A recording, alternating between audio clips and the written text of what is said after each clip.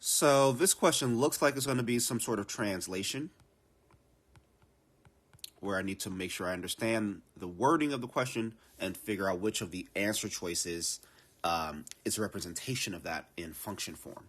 So the question says, for the function q, the value of q of x decreases by 45% for every increase in the value of x by 1. Okay, so that sounds like a slope to me. So every time, so first of all, slope represents rise over run. Another way to think of that is change, which is represented by delta, or this triangle, change in y divided by the change in x.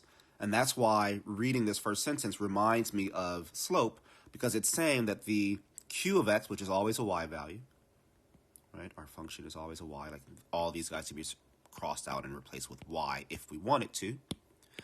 So the question is saying that that y value decreases by 45%. So 45% decrease is like saying my change in y is down 45%. 45% as a decimal is 0.45. And another way to think of decreasing by 45% is to say that, well, I will be at 55% of where I started, right? So if I were at 100 and I decrease by 45%, I'm now at the number 55. So 55%, which as a decimal is 0.55. So my change in y is actually 0.45. So I'll leave that there for right now. And then my change of x is just 1, basically, right? It says the value of x changes by 1. The question says, if q of 0 is 14, which equation defines q? Okay, so more important information. So I'm going to use that last bit of information first to see if there's any way to cross anything out. So q of 0, that means when I replace x with 0, and I also replace x with 0 here, does answer choice A give me a 14? Because that's what it says I should have. Well, 14 to the 0 power is just 1, and then I'd have 0.55 times 1, which is not 14. So A is gone. Looks like I could tell what's happening. Choice B would be the same thing, right? The 14 to the 0 becomes 1, so that's not going to give it to me.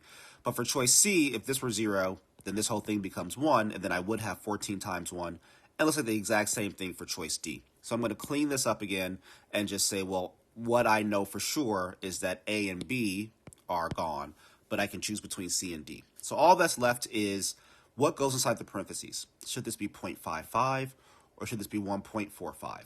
So given my understanding of decimals, 1.45 is a 145% increase. Nothing about what I read in the question tells me that I should have a 45% increase.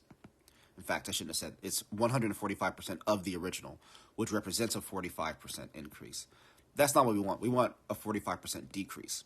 So again, 0.55 would represent a 45% decrease, right? Because again, if you decrease by 45%, you're left with 55%. So I'm liking choice C as the best answer to this question.